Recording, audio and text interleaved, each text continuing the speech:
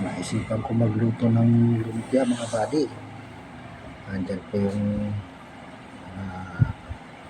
ingredients, lumpia wrapper, yung ginili, yung patatas, tapos naglagay po ako ng mantika. Nalunan ko lang yung bawang, tapos sibuyas dyan, mga na yan, pati yung ginili, ginalo ko lang. Tama natin, ito ng konti, nalunan ulit para mahilo na sila dyan. Lagay ko na yung patatas lang hinalo ko mga buddy para medyo marami.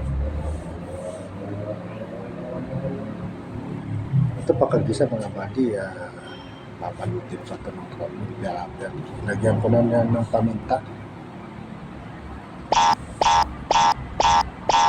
asin,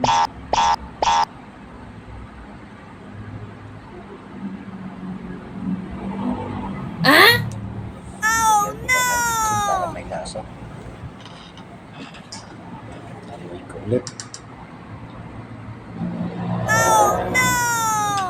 Ito na yung green pepper mga buddy, pampabango lang naman ito. Yan, kunti lang siya para hindi ka